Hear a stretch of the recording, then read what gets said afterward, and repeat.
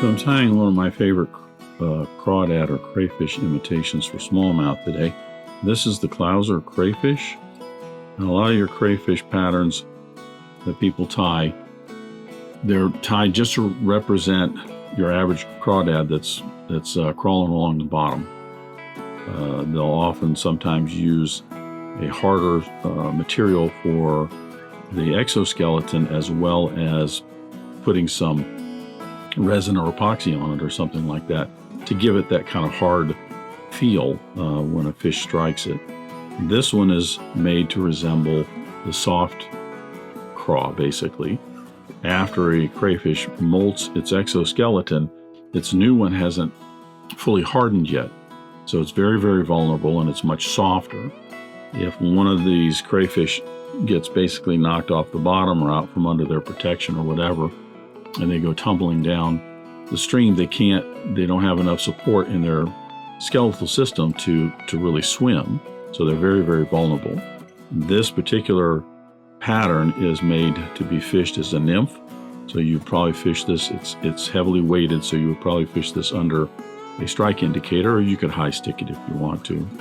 But this one is the one that is tied for smallmouth bass. There is a version of this that's smaller, say in a size 10 or 12, that you can tie, and instead of the furry foam on the back, you can use ringneck pheasant fibers folded back for the exoskeleton on it. But it is one of my most productive crawdad crayfish. He calls it a crayfish pattern. That's the Clouser Crayfish. I'll get started tying.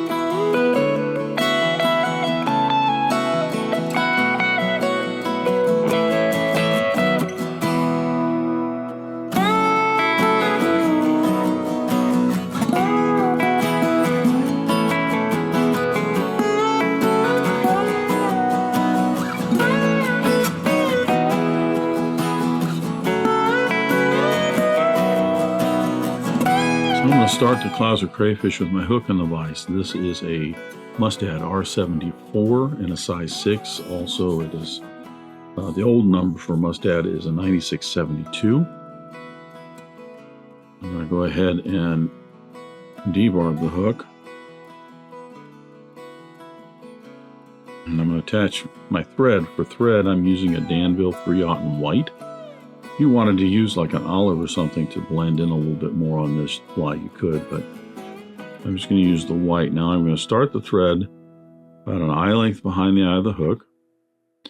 I'm just going to put down a layer of thread here. I'm going to use an interesting technique here to add some weight to the shank of the hook, but we also add some lateral bulk to the body. I'm going to run my thread down to just the point of the hook. It's not a new technique. There's many tyers that have done this for different streamers. Most notably Dave Whitlock. I have done a video on the near enough crayfish and the near enough sculpin, and it is a technique that he does as well, with putting the weight on the sides of the hook shank. And what it does is it applies the weight to the fly, but it also helps to add more lateral room to the fly. And I'm not going to bring my thread quite up to where I started, because it's going to make it easier for me to attach this lead. I'm using a lead free wire. This is a 0.03, I should say, lead wire. What I'm going to do is I'm going to measure this. I want to tie this in so that it's just the length of the thread that I have down. I don't want to come up into what will be the head space of the fly, and it doesn't need to go all the way to the end of the shank. So I'm going to just hold my thread up here, my lead, right in the position I want, and I'm going to start putting some wraps around that. And this is not tight. I'm not pulling on that thread, because what it will tend to do is to pull that to the bottom side of the hook shank. Take an older pair of scissors, ones I don't care about the tips, and I'm going to trim this the length of that thread. Then I'm going to keep wrapping down. And again, I'm just putting enough tension on here to hold that to the side of the hook shank, bringing my thread where I started, I'll then put another piece of lead onto the other side. And you could pre-cut these if you want to. It's up to you, however you want to do it. I just find this the easiest way without wasting a lot of lead. Get that wrapped down, and that's just being held onto the side. I'll trim this the same length. Now I have 2 bits of lead that are along both sides of the shank.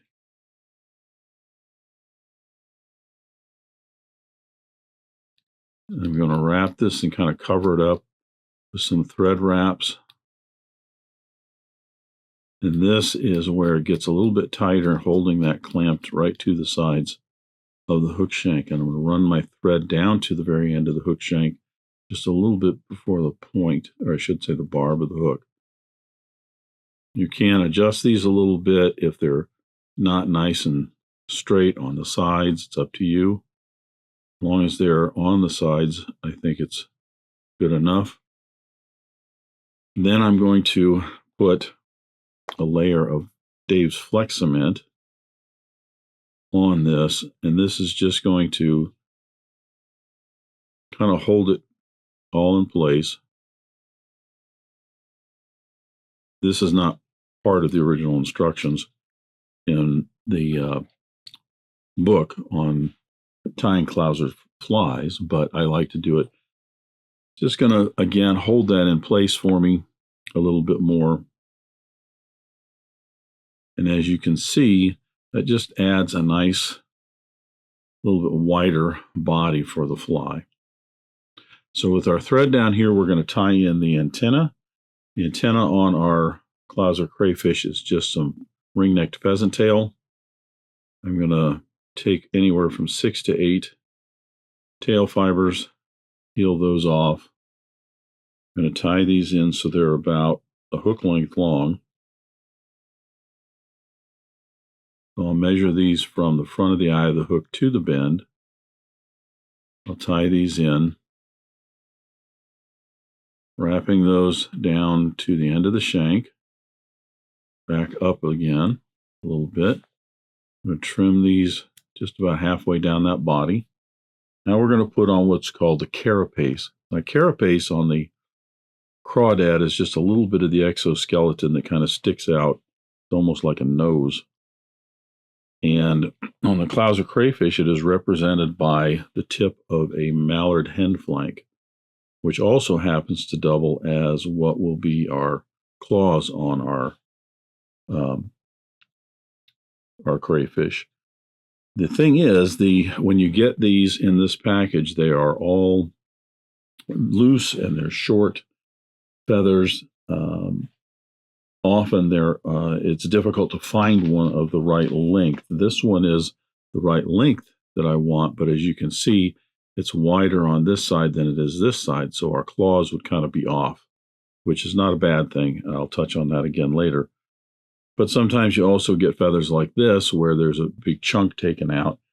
Often, many of the feathers are just too short. They don't work, so you end up having to go through your bag, especially with this little bit larger size hook, looking for the right feather that's going to work for the size hook that you have. And in our case, we want it to be a little bit longer feather. If you are going to tie these in, say, some 6s and 8s, then something like this would work. Doesn't mean you can't use 2 feathers for this also. Most of this is all tied with just 1 feather.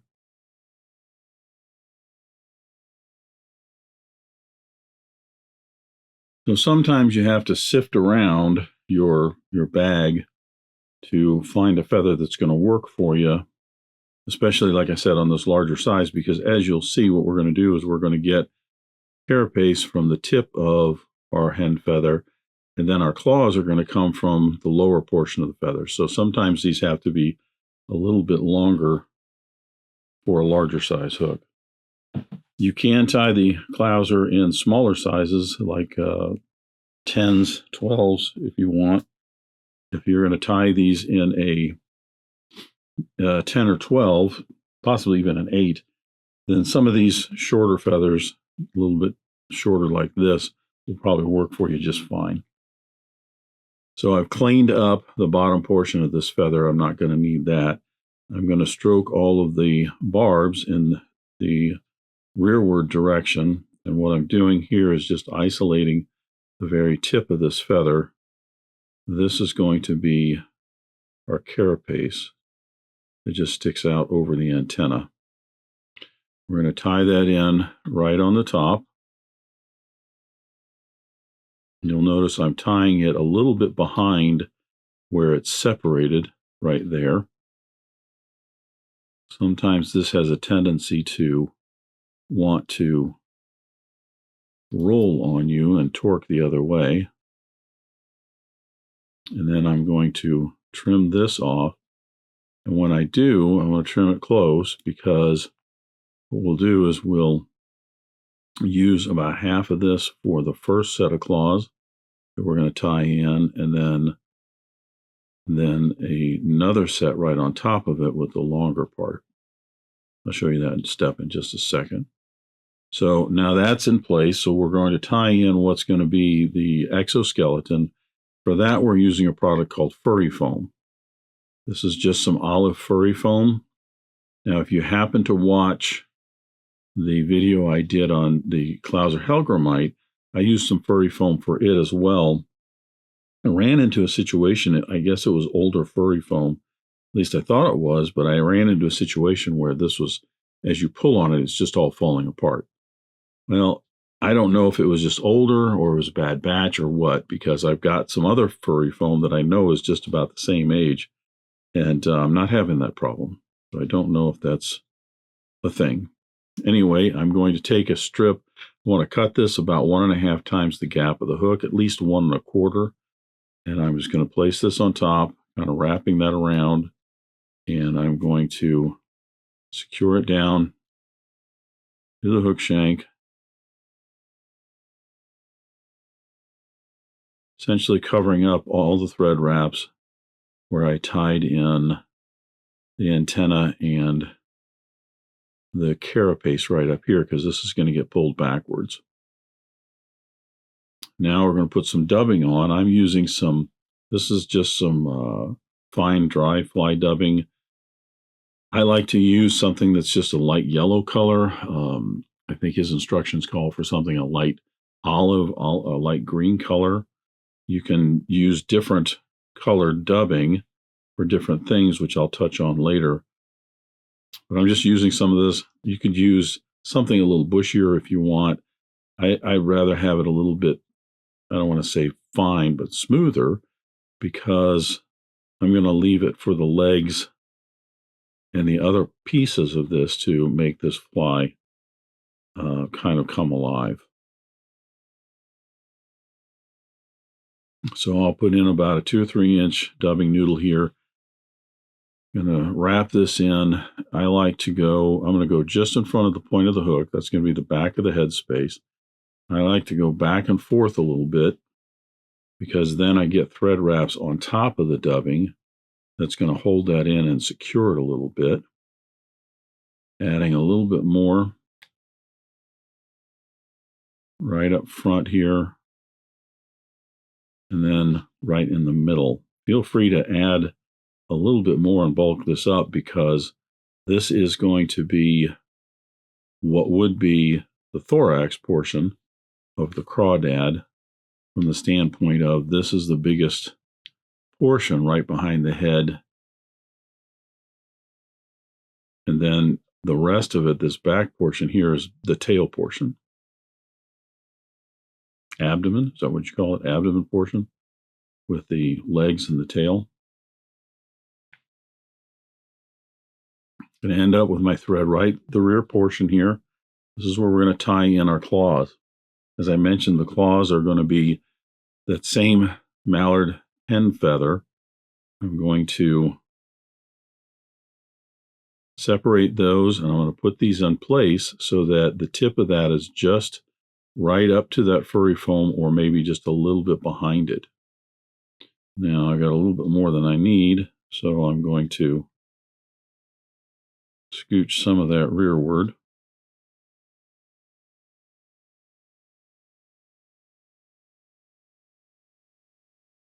Hold that in place and wrap on this and then wrap forward. I want to make certain this stays right on top.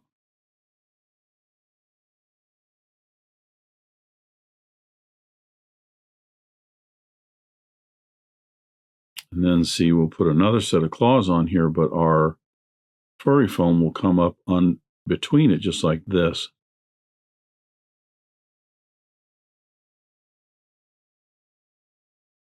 Trimming that away, I'll move my thread back just a little bit.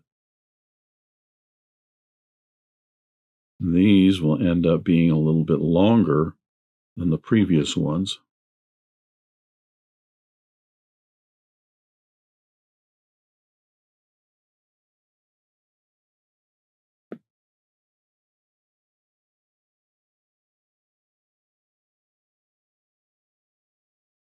As long as those stay right up on top together, we're doing fine. If you do wrap down the body a little bit, that's fine. I want to put just a little bit more dubbing right up, covering up those thread wraps.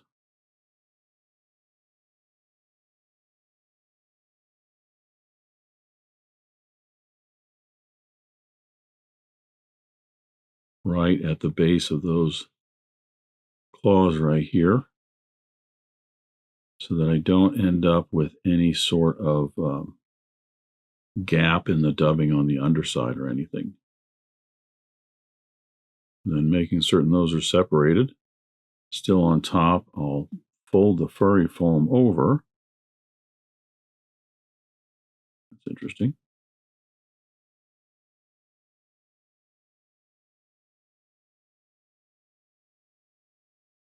So I'm going to fold that furry foam over this way. That's interesting. And then secure that down. You want to make certain that that furry foam is kind of wrapping around the hook shank on both sides and not kind of bunching up. I'm going to wrap down the shank, maybe not even 1/8 of an inch, and then back up, and then I can fold this back over this way and then secure it in a rearward direction. So that's our claws right here. We're going to massage those in just a little bit. Add a little bit more lifelike qualities to it. But now I'm going to do the abdomen and tail section now. The legs on the Clouser Crayfish, he uses a Grizzly hackle. I'm using a Grizzly hen hackle here. Actually, I don't think this is the one that I wanted.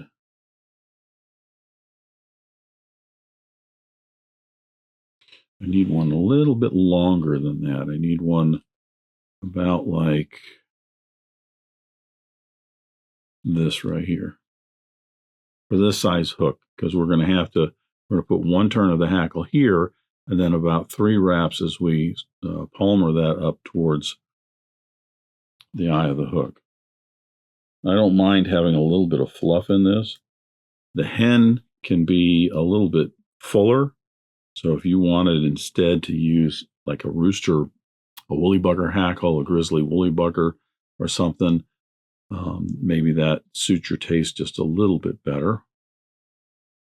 I'm going to wrap that rachis in along the body here, making certain that's good and secure.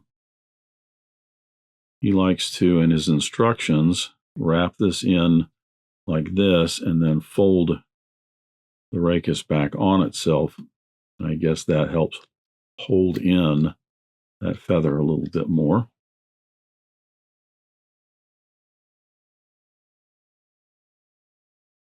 I'm going to smooth this off a little bit. I've got some dubbing to put on here, and this to kind of smooth that transition a little bit.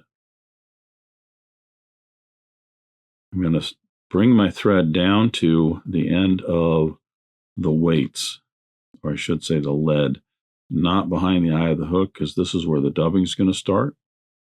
I go back to that same dubbing. And this is where I'm going to dub the abdomen portion of our crayfish. Now, I had mentioned the color dubbing here that I'm using is just kind of a pale yellow. I think it's actually been called a sulfur yellow, fine and dry. You can change this up a little bit if you want, because crayfish in the springtime, or I should say other times when different species spawn, will carry their eggs underneath the abdomen in the back, which changes the color. So you could actually make this a lighter orange in the back here, and then you'll end up with what looks like a female with eggs. I'm going to put just a little bit more dubbing. You don't have to make this nice and smooth taper. But I'm going to put a little bit more dubbing right in the middle there because I want to make certain that this all looks nice and smooth and solid. I don't want any, especially any thread gaps or anything on the body underneath there.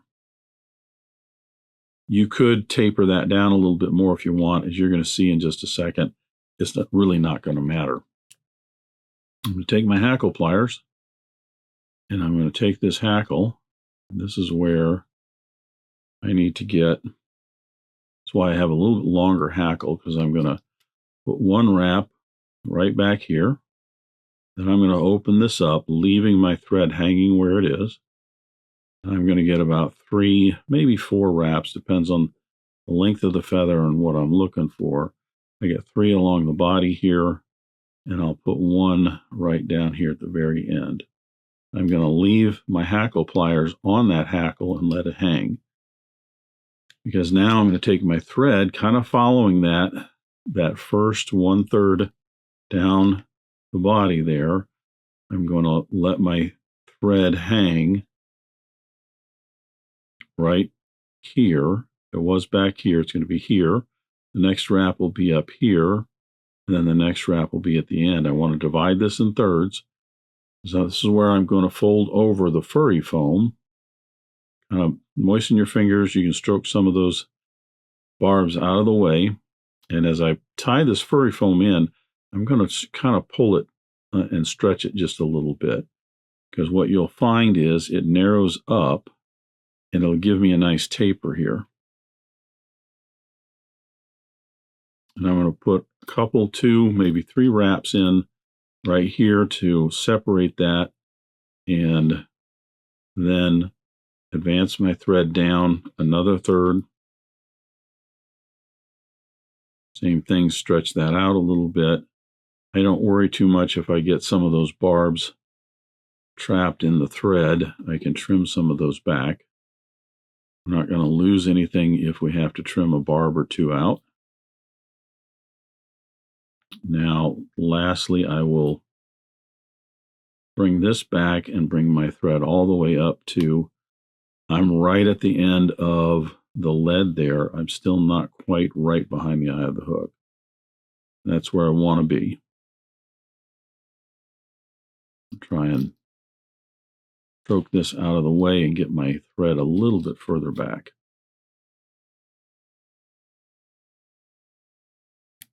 There you go.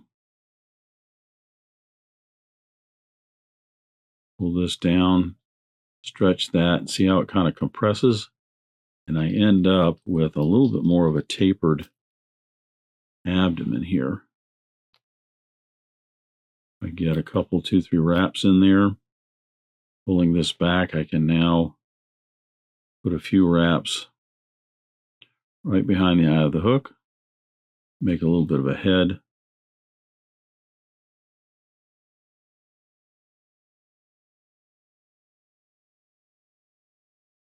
Do my whip finish. Now you could, if you wanted to, trim off that hackle first, then do your whip finish. A little bit less materials and things to manage while you're trying to get that accomplished. I find it easier just to go ahead and do it while I have the thread and everything in my hands. And that's our hackle out of there. Couple final steps. We're going to trim this furry foam here. I'm going to trim this maybe about half a shank length from the tie-in spot. It's going to be our tail. Then I'm just going to trim the corners off, just a little bit like that. You could try and shape the tail a little bit more if you want. I find it's not really worth it because I think that works well enough. Then I'm going to pull and stretch this, and I'm going to stretch it and push the eye of the hook through it, through that furry foam, and kind of push that tail down to the underside. So when you're fishing this and it's swimming in the water, the tail is forced in that underside position.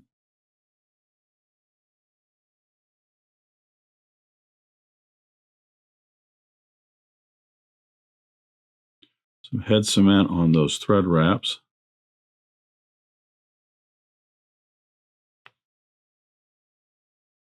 And the last step we're going to do is we're going to add a little bit of curl to our claws here. And you do that by taking your scissors. If you've ever wrapped packages and taken some ribbon and stuff like that and run your scissors over one side of that, you can curl the ribbon.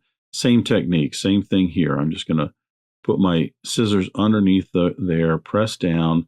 I'm going to stroke that out a little bit, a couple of times, and see it just adds a little bit of curl to the ends of those mallard hen feathers.